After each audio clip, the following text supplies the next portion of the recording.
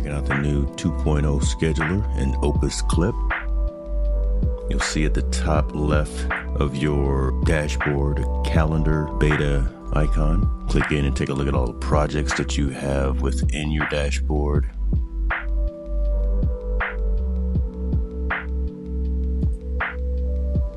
I'm just going to click into one of my projects, look at all of the clips that were created from that project.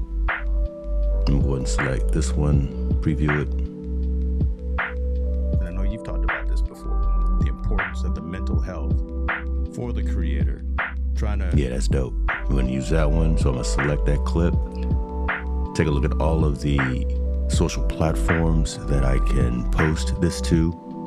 You'll also notice down at the bottom that we have the ability to add new accounts. So this is for folks that have multiple YouTube accounts, multiple Instagram accounts.